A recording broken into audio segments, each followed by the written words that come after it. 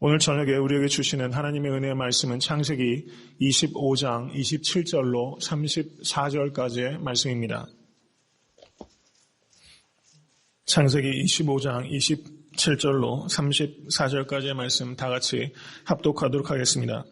그 아이들이 장성함에 에서는 익숙한 사냥꾼인 고로 들사람이 되고 야곱은 종용한 사람인 고로 장막에 거하니 이삭은 에서의 사냥한 고기를 좋아하므로 그를 사랑하고 리브가는 야곱을 사랑하였더라. 야곱이 죽을 쑤었더니 에서가 들에서부터 돌아와서 심히 곤부하여 야곱에게 이르되 내가 곤비하니 이 붉은 것을 나로 먹게 하라 한지라. 그러므로 에서의 별명은 에돔이더라. 야곱이 가로되 형의 장자의 명분을 오늘날 내게 팔라. 에서가 가로되 내가 죽게 되었으니 이 장자의 명분이 내게 무엇이 유익하리요.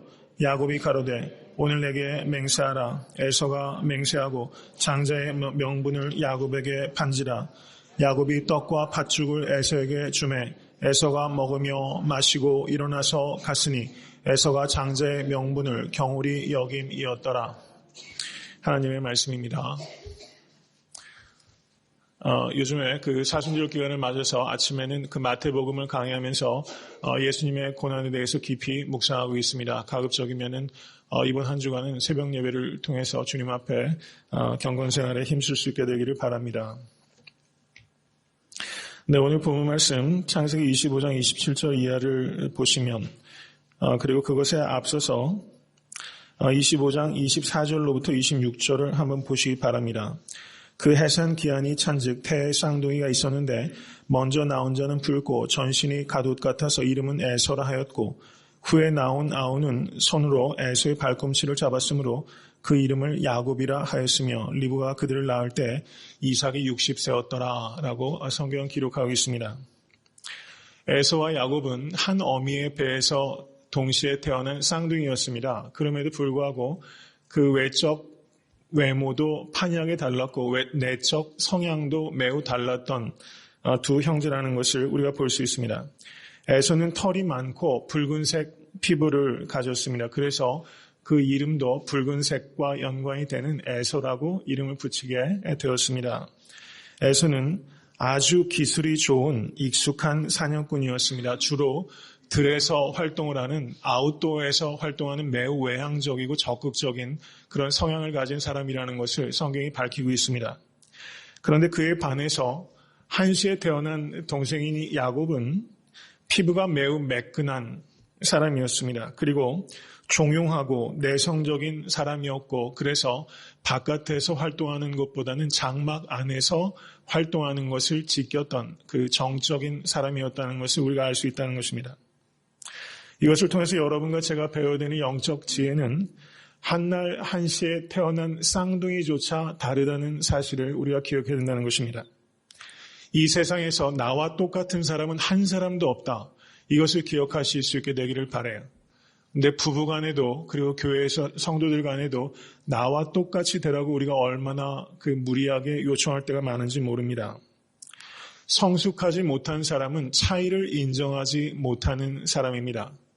성숙하지 못한 공동체는 획일적인 공동체가 성숙하지 못한 공동체라는 것을 기억하실 수 있게 되기를 바랍니다.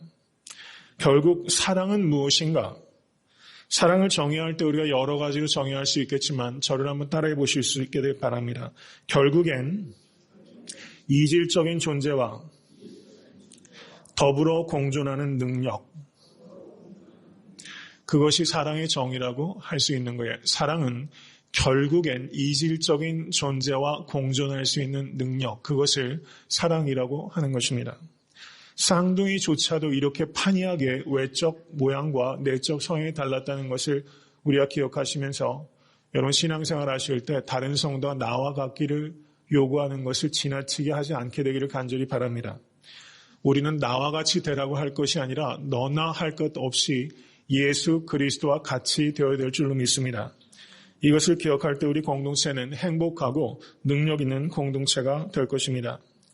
어떤 교회가 능력 있는 공동체인가? 그것은 차별은 철폐하고 차이는 승화되는 교회, 그것이 능력 있는 공동체라는 것입니다. 차별은 철폐되고 차이는 인정할 때 다채롭고 활력 있는 교회가 되는 것입니다. 이 일을 위해서 힘써 주시기를 부탁드리겠습니다. 27절의 말씀을 보십시오. 야곱은 종용한 사람이었다라고 말하고 있어요. 종용한 사람이었다. 여기서 종용하다라고 번역된 성경 언어가 탐이라는 그 성경 언어 히브리어가 사용되고 있어요. 탐. 그런데 이 단어가 어디에 쓰였는가를 살펴보면 욥기 1장 1절에 욥을 묘사할 때 이 탐이라는 형용사가 사용됐다는 것을 우리가 볼 수 있습니다. 욥기 1장 1절을 보시면 이렇게 말씀합니다.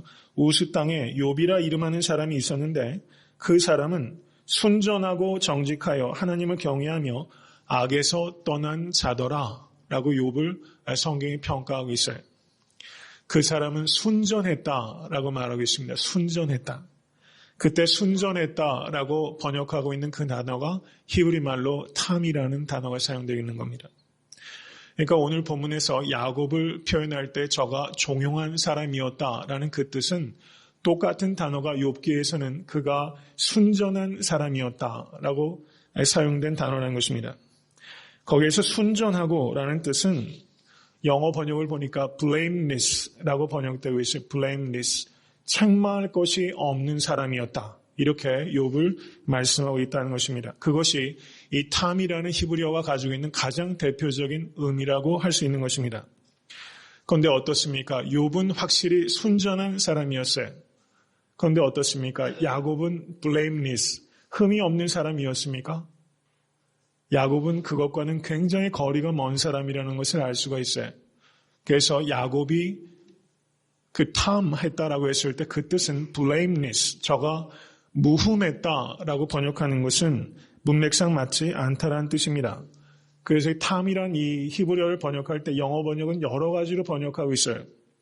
킹 제임스 버전을 보니까 plain man이라고 번역하고 있습니다. plain man. plain이라는 것은 ordinary man이라는 것을 의미하는 것이죠.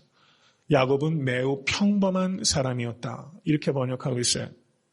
그리고 LXE 번역을 하는 것을 보니까 거기에서는 이 야곱을 이 탐을 번역할 때 simple man이라고 번역합니다. 단순한 사람이었다라고 번역하고 있어요. 그리고 NAS라는 번역을 보니까 거기에서는 peaceful man이라고 번역하고 있습니다. 그리고 NIV 번역을 보니까 제일 많이 가지고 계신 게 NIV 번역이실 텐데요. 거기에서는 quiet man이라고 번역했습니다. quiet man. 그래서 우리 번역에서 종용한 사람이라고 했을 때 그것은 영어 번역에서 NIV 번역과 유사한 번역을 해서 조용한 사람이었다. 이렇게 번역했다는 것이죠. 다른 여러 성경학자들은 이 탐을 번역할 때 또 이렇게 번역한 사람이 있어요. retiring man, retiring이라는 뜻이 내성적인 이라는 뜻이 있습니다. 내성적인 사람이었다. 이렇게 번역하기도 하고 naive man이라고 번역하기도 해요. naive하다. 그러면 naive라는 뜻이 어떤 뜻입니까? 어리숙하고 순박할 정도로 어리숙하다. 이렇게 번역이 되는 말이라고 할 수 있어요. 제가 이렇게 길게 이 탐이라는 그 히브리어가 가지고 있는 의미의 그 다양성을 제가 설명드린 이유는 이것이 매우 중요한 그 의미를 가지고 있기 때문에 제가 상세하게 말씀을 드리는 것입니다. 제가 드리는 말씀은 이 탐이라고 번역된 이 히브리 말, 이것이 욥을 이야기할 때는 blameless, 저가 무흠한 사람이라는 것을 의미하지만 야곱에는 해당되는 말이 아니었어요. 야곱은 오히려 무흠한 사람이 아니라 흠이 많은 사람이었어요. 그래서 야곱을 여기에서 종용하다라고 번역했을 때 이것을 저는 개인적으로는 내성적인 사람이었다. 저는 그렇게 번역하는 것이 가장 적절하지 않을까 개인적으로는 그렇게 생각을 합니다. 제가 드리려고 하는 말씀의 핵심은 여기에 있습니다.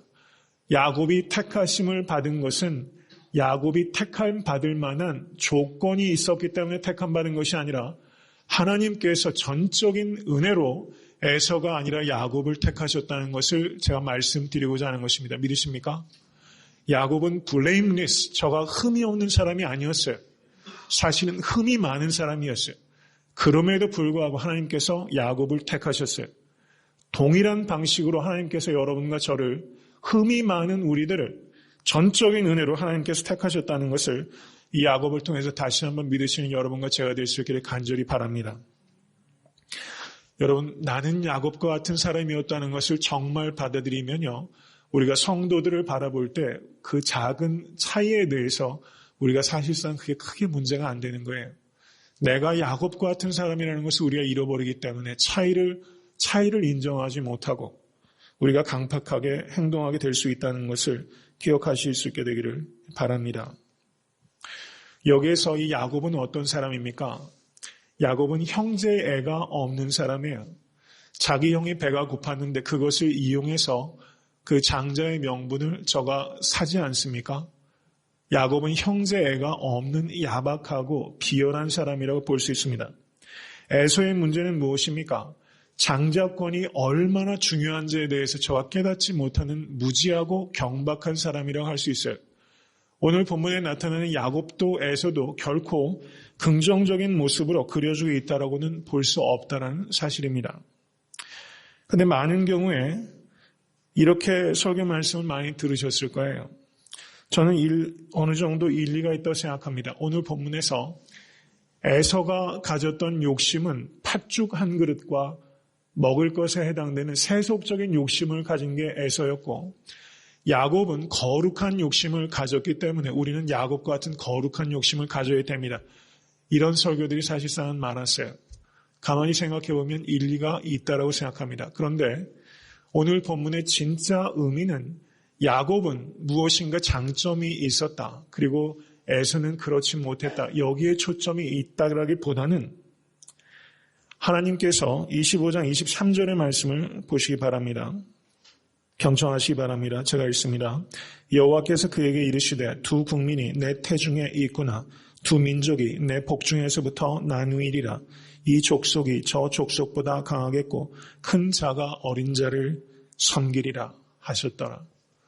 누구의 말씀입니까? 하나님의 말씀이에요. 지금 야곱이 비열하게 장자의 명분을 팥죽 한 그릇에 샀어요. 칭찬받을 만한 행동은 결코 아닙니다. 그런데 이 사건이 가지고 있는 본질적인 의미는 25장 23절에 하나님의 예언이 이렇게 성취되고 있다는 것을 밝히고 있는 거예요. 에서와 야곱 어느 하나도 잘했다고 칭찬하고 있는 것이 아니라 하나님께서 인간의 그와 같은 약점을 통해서도 하나님의 말씀을 이루어 가고 계신다라는 것을 우리에게 가르쳐주고 계신 거예요. 이것을 믿으실 수 있게 되기를 간절히 바랍니다. 28절의 말씀을 보시기 바랍니다. 이삭은 에서의 사냥한 고기를 좋아하므로 그를 사랑하고 리브가는 야곱을 사랑하였더라. 이렇게 말하고 있어요. 확실히 여자와 남자는 좀 차이가 있는 것 같아요. 여기서 보시면 그 이삭이 에서를 사랑했던 이유는 뭡니까? 사냥해서 갖다 주는 그 바베큐가 너무 맛있었던 거예요. 그래서 에서를 사랑했어요.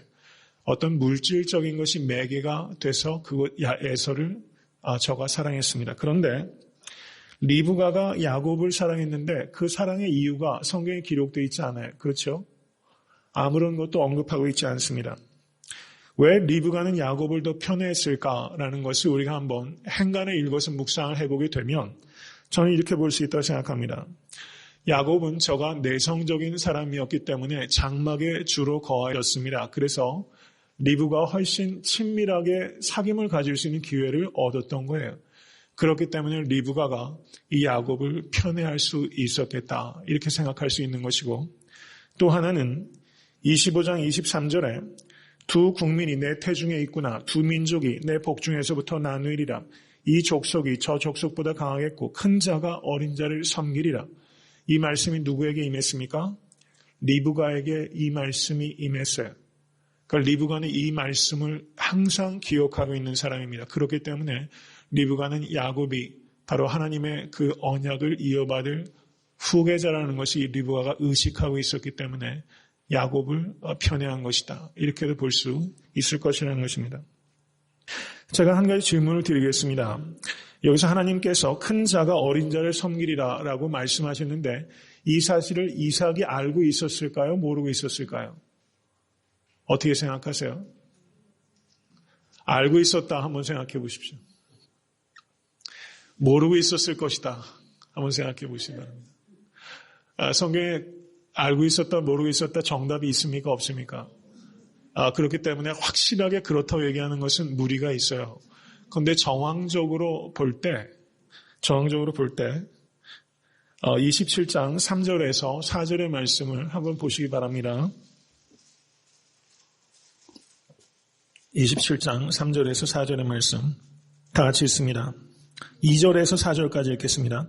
이삭이 가로되 내가 이제 늙어 어느 날 죽을는지 알지 못하노니 그런즉 내 기구 곧 전통과 활을 가지고 들에 가서 나를 위하여 사냥하여 나의 즐기는 별미를 만들어 내게로 가져다가 먹게 하여 나로 죽기 전에 내 마음껏 내게 축복하게 하라. 이렇게 이삭이 에서에게 말했어요.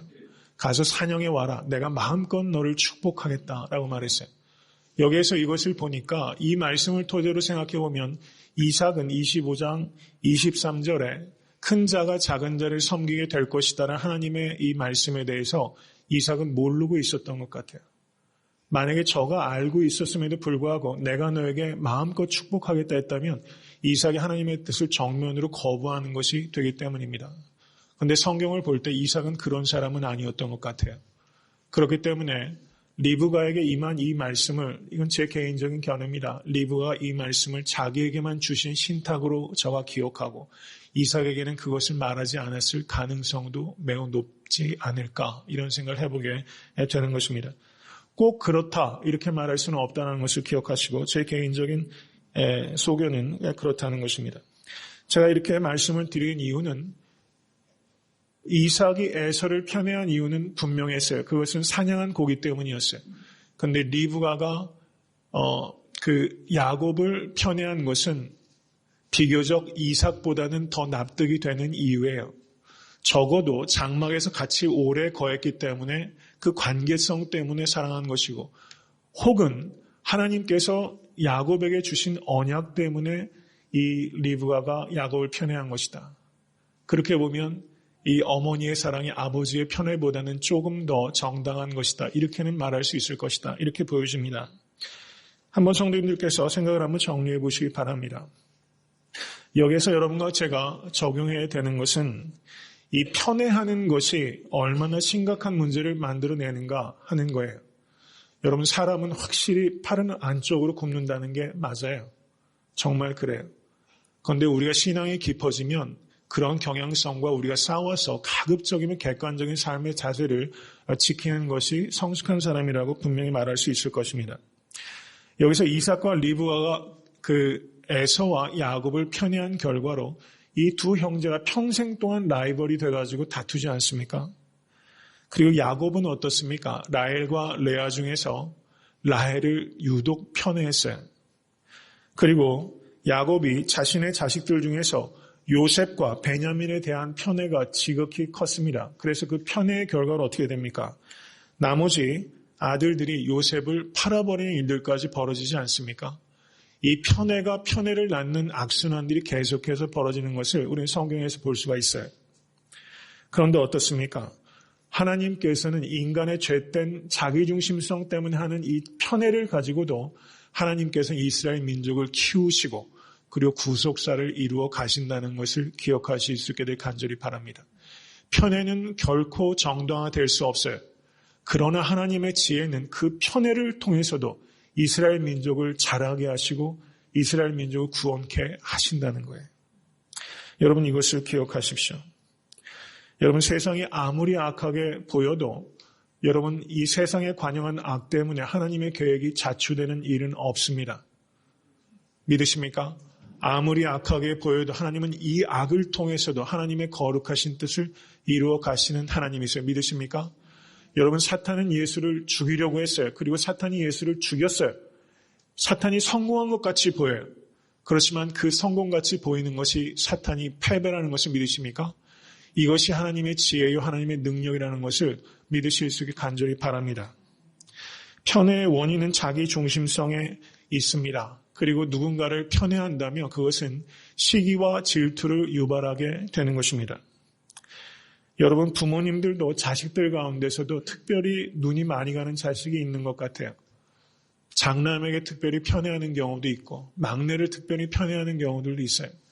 어쩌면 여러분 자신도 부모의 편애를 받거나 편애받지 못했거나 어쩌면 그렇게 살아오셨을지도 모릅니다.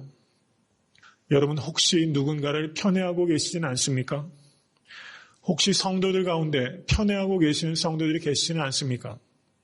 저도 가만히 제 목회를 되돌아보면서 나도 누군가를 편애하고 있지는 않은가 하는 것을 깊이 생각해 볼 수 있는 기회가 있었어요. 편애하고 있지는 않은데 불구하고 편애한 것처럼 보일 수도 있겠다, 이런 생각도 들더라고요. 여러분, 만약에 편애를 하신다면 약하고 작은 자를 편애하시는 성도 되실 수 있게 되기를 주님의 이름으로 간절히 축원합니다. 안산에 동산고등학교라는 학교가 있습니다. 저는 이 학교를 가본 적은 없지만 그 학교의 이사장이 김인종 씨라는 분이 안산의 동산고등학교 이사장이신데, 그분이 쓴 책 중에 이런 글이 있습니다. 내성적인 학생은 생각이 진지해서 좋다. 사교적인 학생은 정직하고 과장이 없어서 좋다. 소심한 학생은 실수가 적고 정확해서 좋다. 질투심이 많은 학생은 의욕이 넘쳐서 좋다. 말이 많은 학생은 지루하지 않아서 좋다. 자신감이 없는 학생은 겸손해서 좋다. 직선적인 학생은 속정이 깊어서 좋다. 이렇게 말했어요. 교육자다운 말이라고 생각이 됩니다. 여기에는 어려운 말은 하나도 없어요. 그런데 정말 학생을 사랑하는 그 스승의 마음이 여기에 고스란히 담겨 있다고 생각이 됩니다. 여러분, 우리는 누군가를 분명히 편애하고 있다고 생각합니다. 그런데 누군가를 편애하면서 그 사람이 더 사랑받을 만하다라고 생각한다면 그 생각을 오늘 저녁에 내려놓으실 수 있기를 간절히 바랍니다. 그 사람이 더 사랑받을 만한 것이 아니라 내가 그만큼 사랑하지 못하는 것이다 라고 우리는 볼 수 있어야 돼요. 편애하는 것은 대상의 문제가 아니라 나의 사랑의 능력의 문제라는 것을 받아들이실 수 있게 되기를 간절히 바랍니다. 쉽지 않은 일이에요. 아마 평생 이 일은 결코 쉽지 않은 일일 거예요. 사랑을 우리는 항상 사랑의 대상의 문제라고 생각해요. 그러면 더 좋은 대상을 만나면 우리의 사랑은 항상 옮겨가는 거예요. 믿음직하지 않아요. 그런 사랑은 자기중심적인 사랑입니다. 사랑은 사랑의 대상의 문제가 아니라 나의 사랑의 능력의 문제라는 것을 우리가 받아들이실 수 있기를 간절히 바랍니다. 그래서 사랑은 예술이다라고 말할 수 있는 거예요. 사랑은 예술과 같은 것입니다. 편애하는 것이 아니라 넓게 사랑하시는, 박애하시는 성도 되실 수 있게 되기를, 그런 제가 될 수 있게 되기를 간절히 소원합니다. 29절에서 30절의 말씀을 보시기 바랍니다. 하루는 야곱이 죽을 쓰고 있었습니다. 집에 있으니까 야곱이 음식을 자주 했던 사람인 것 같아요. 요즘이야 음식하는 남자가 인기가 있었지만 옛날엔 음식이나 하는 사람 인기 되게 없었죠. 그러니까 에서가 여러모로 볼 때 에서가 훨씬 리더십이 강하고 믿음직한 사내고 활동적인 사람임에 틀림없어요. 근데 야곱은 장막에서 죽이나 끓이고 있던 사람이에요. 그런데 그때 에서가 솜씨 좋은 사냥꾼인데 그날은 사냥에서 허탕을 치고 말았어요. 그래서 저가 허기가 져서 그리고 지친 채로 집에 돌아오게 됩니다. 여기에 아이러니가 있는 거예요. 저는 skillful hunter, 매우 익숙한 재주가 많은 사냥꾼이라고 했는데 사냥에 실패했어요. 여러분, 이게 인생이라는 것을 알아야 됩니다. 내가 아무리 재주가 있어도 내 뜻대로 안 돼요. 그런데 내 뜻대로 안 되는 게 은혜예요. 믿으십니까? 여러분, 내 뜻대로 다 되면 그 사람이 사람 구실을 못해요. 내 뜻대로 다 되면 괴물됩니다. 내 뜻대로 안 되고 하나님 뜻대로 되는 것을 감사할 수 있게 되길 간절히 바랍니다. 내가 기도한 대로 다 돼보세요. 어떻게 됐겠어요? 기고만장해서 하늘 높은 줄 모르고 형편없는 사람이 됐을 거예요. 어떤 의미에서 내가 기도한 대로 하나님께서 들어주지 않으신 게 얼마나 감사한지 몰라요. 제가 예전에 설교하면서 기도의 응답에 대해서 말씀드리면서 제가 드렸던 그 예화 중에 그런 얘기가 있어요. 제가 정확한 기억이 나지 않습니다. 한 사람이 20대 때 어떤 한 여인을 너무나 흠모했어요. 그래서 하나님께 오래도록 그 여인을 아내로 달라고 기도했어요. 그런데 하나님께서 그 기도에 응답하지 않으셨어요. 근데 세월이 많이 지나서 그 자매를 우연히 만날 수 있게 됐어요. 그때 그 남자가 하나님 제 기도에 응답하지 않아주신 것을 참으로 감사드립니다. 라고 기도했다는 거예요. 여러분, 내가 기도하면서 이것이 그대로 되는 것이 나에게 유익한지 못한지 제가 좀 우스꽝스러운 이야기를 드렸지만 여러분, 그것이 정말 나에게 유익한지 않은지 몰라요. 하나님이 아세요. 그래서 하나님의 뜻대로 나에게 이루어 주시는 거예요. 그리고 그것이 나에게 최선인 것을 우리는 받아들이는 거예요. 때로 마음이 아프고 그리고 내키지 않아도 우리는 그냥 꿀꺽 삼키듯이 하나님께서 나에게 응답해 주시는 것이 나에게 최선이라는 것을 우리는 믿음으로 받아들이는 것입니다. 믿으십니까? 여기서 이 에서가 어떻게 말하는지 한번 보십시오. 내가 곤비하니 그 붉은 것을 나로 먹게 하라 한지라 이렇게 말했어요. 내 성경 원어를 보니까 이렇게 말하고 있습니다. 하 아돔 이렇게 에서가 2번 이야기를 했어요. 하 아돔 이 말이 어떤 것인지 오 붉은 것이요 오 붉은 것이요 번역하자면 좀 그렇게 번역할 수 있어요. 오 붉은 것 이 에서가 얼마나 이 탐식하는 게 식탐이 있었는지를 알 수가 있습니다. 오 붉은 것이요. 완전히 시인이네요.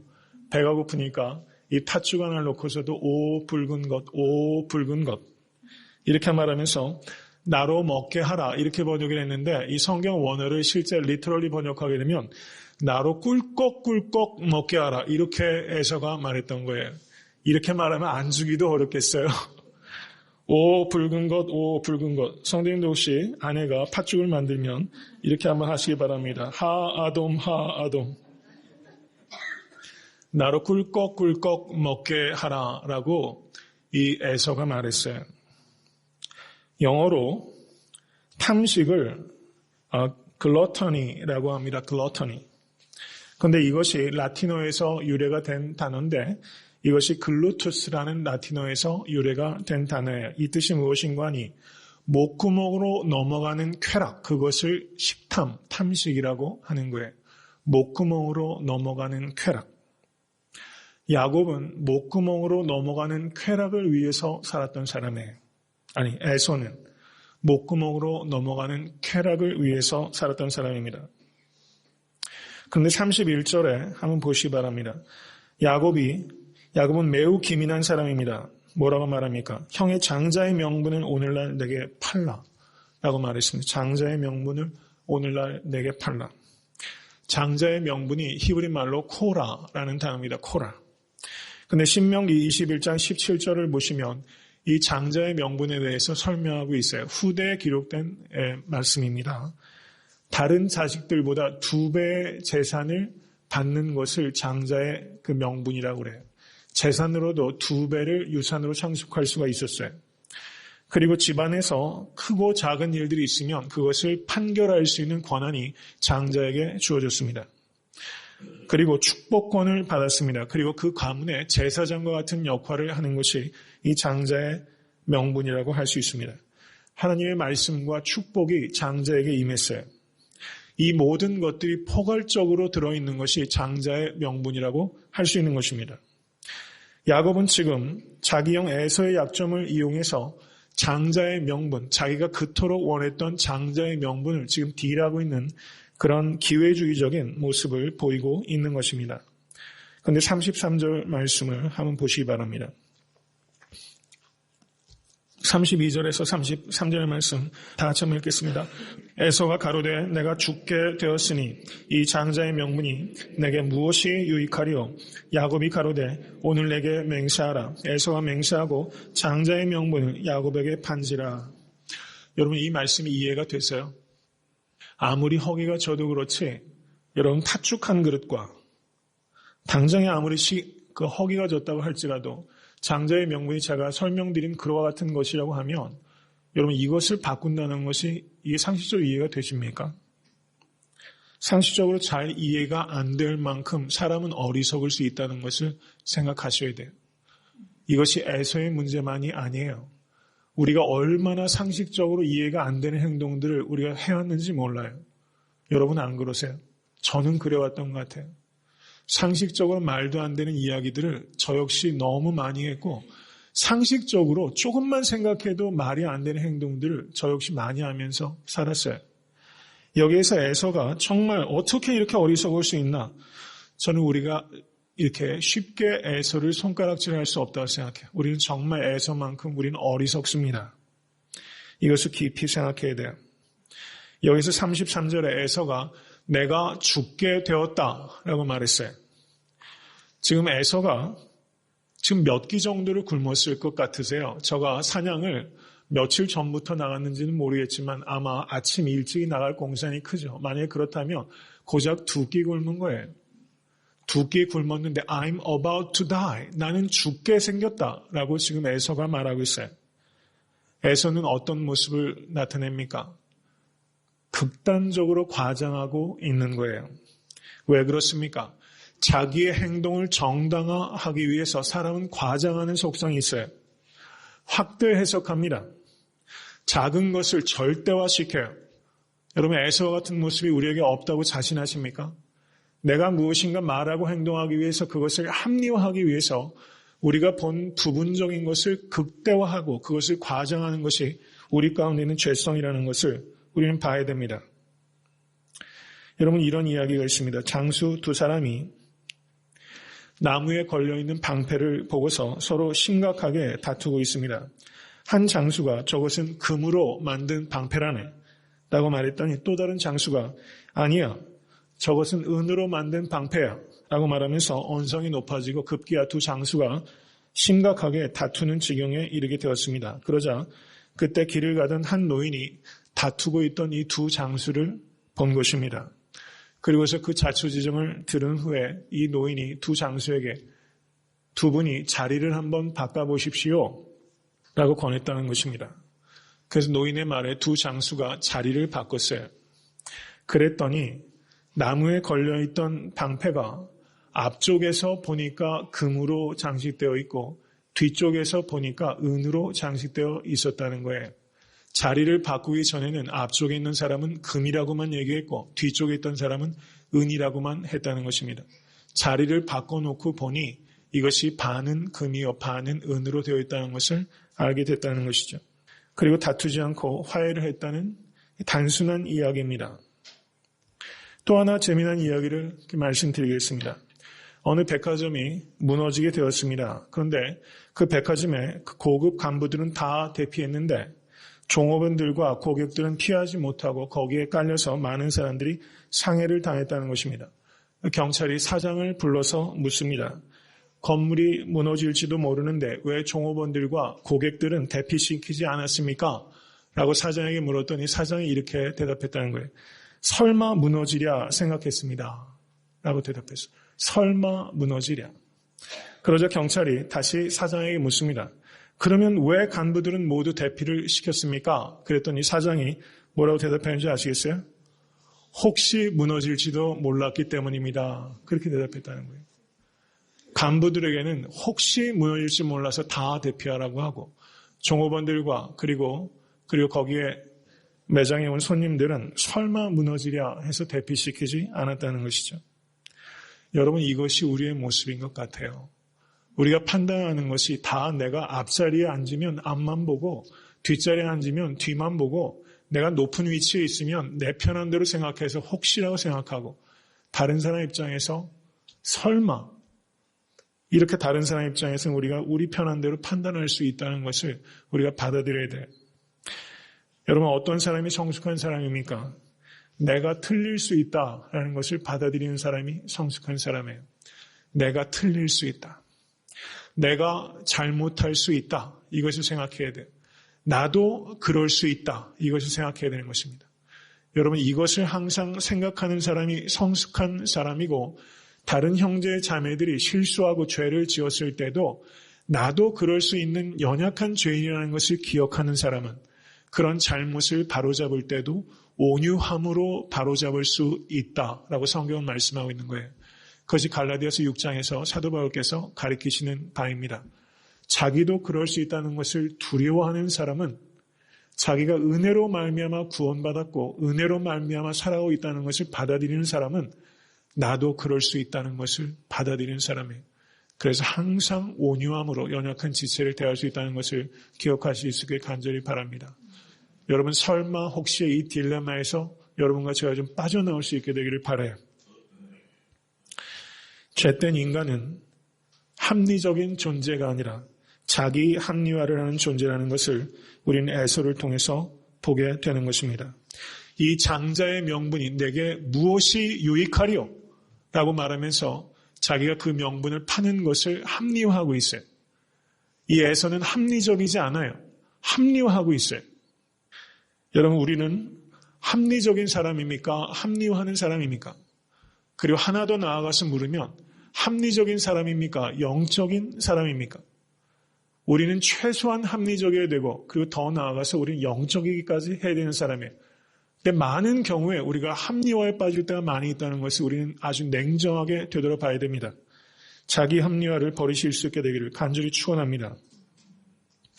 그러자 그 뒤에 야곱은 어떻게 말합니까?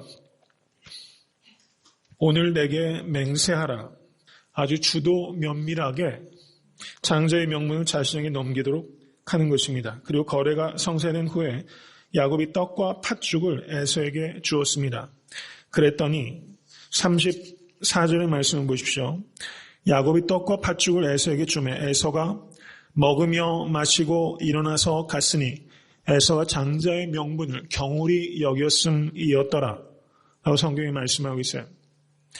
여기에서 이 에서는 어떤 사람입니까? 먹으며 마시고 일어나서 갔으니 네 개의 동사가 지금 숨가쁘게 이어지고 있어요. 에서는 생각하는 사람이 아니란 뜻입니다. 저는 생각하는 사람이 아니었어요. 기도하는 사람이 아니었어요. 무엇에 따라 사는 사람입니까? 육체의 소욕에 따라서 사는 사람이에요. 직물적인 사람입니다. 당장 앞에 있는 문제만 해결되면 그것이 가져오게 될 파급의 효과가 무엇인지, 그것이 가지고 있는 영적인 의미가 무엇인지 그것을 생각하는 사람이 아니었다라는 사실입니다. 히브리서 12장 16절에서 17절의 말씀을 한번 보시기 바랍니다. 다 같이 읽습니다. 음행하는 자와 혹 한 그릇 식물을 위하여 장자의 명분을 판 에서와 같이 망령된 자가 있을까 두려워하라. 너희 아는 바와 같이 저가 그 후에 축복을 기업으로 받으려고 눈물을 흘리며 구하되 버린 바가 되어 회개할 기회를 얻지 못하였느니라 라고 말하고 있어요. 에서를 어떻게 표현하고 있습니까? 망령된 자다라고 말씀하고 있어요. 망령된 자다. 망령된 자. 무엇이 망령된 자입니까? 우선순위가 바뀐 사람을 망령된 자라고 하는 거예요. 성경은 먹을 것이 중요하지 않다고 말하는 것이 아니에요. 먹을 것을 앞세우는 것을 문제라고 말씀하고 있는 것입니다. 우선순위가 바뀌게 되면 망령된 자예요. 망령된 자라는 것은 제정신이 아닌 자다라고 성경은 말씀하고 있어요. 여러분과 저의 삶의 우선순위가 어떻게 되어 있는지를 깊이 되돌아보실 수 있게 되기를 간절히 바랍니다. 한국에 이영유라는 시인이 있습니다. 알려져 있는 시인은 아니에요. 근데 그분의 시 중에 재미난 시가 있어요. 제목도 재미있습니다. 제목이 뭐냐면 돼지 환생이라는 제목의 시입니다. 그 시의 일부분을 제가 말씀을 드리겠습니다. 모처럼 정신 차리고 정신 잃지 않으려고 참아온 모진 결심, 돼지구이 앞에서 무자비하게 허물어진다. 내 몸무게 70kg, 내가 평생 구운 삼겹살, 볼기살, 목등심 1톤도 더 될 걸, 내 고기를 돼지고기로 바꿔치기 하며 살아온 한평생. 이게 시의 내용이에요. 요즘 참 시 쓰기 쉽네요.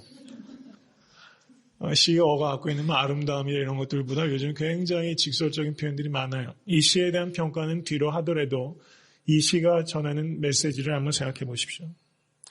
내가 여태까지 먹었던 돼지고기가 1톤은 더 되겠다라고 말하는 거예요.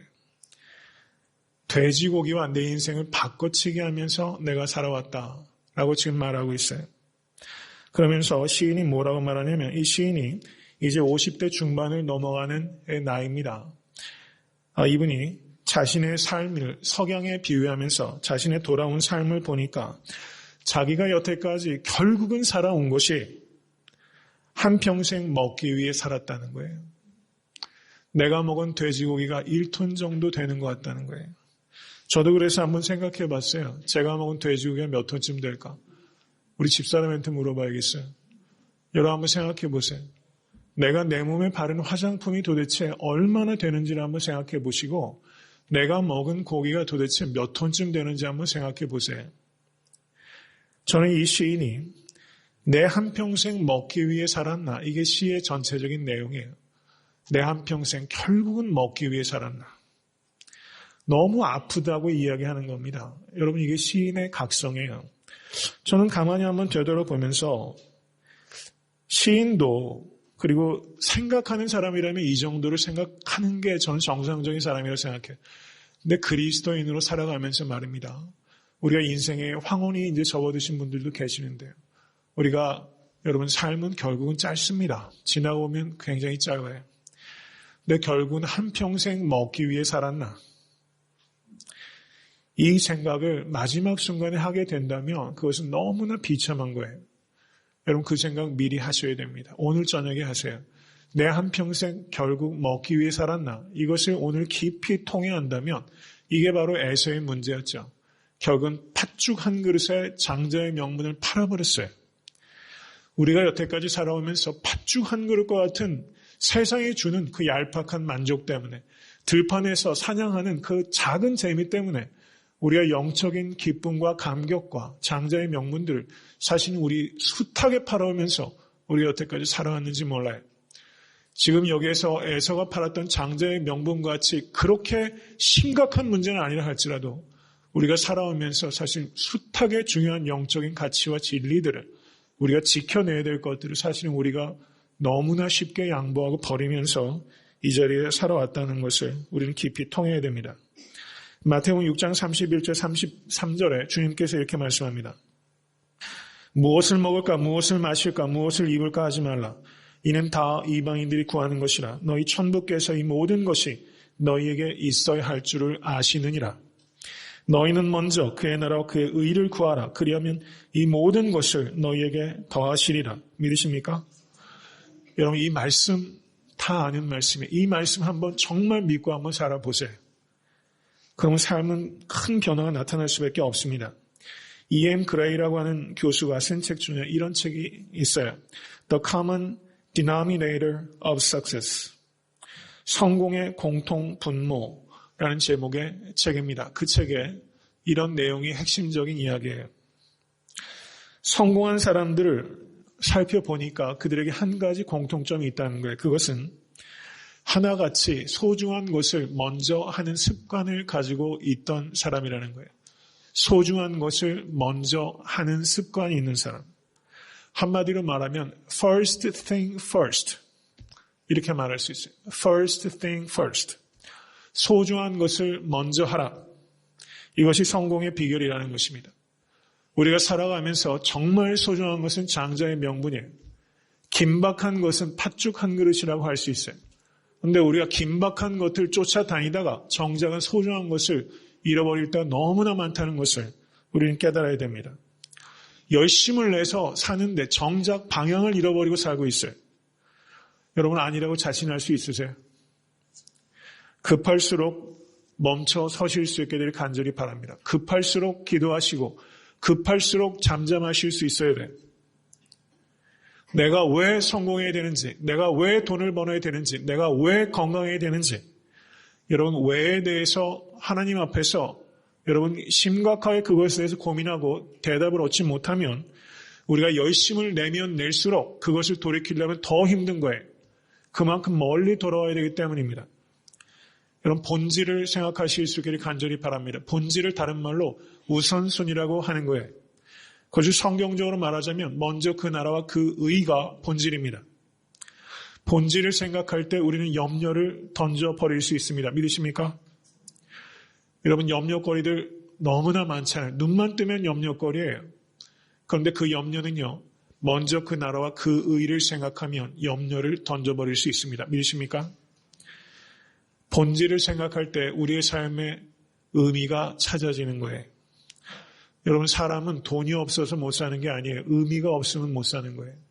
여러분 의미는 본질을 세울 때 찾아지는 것이고 그것은 먼저 그 나라와 그 의에 있습니다. 말씀을 맺습니다.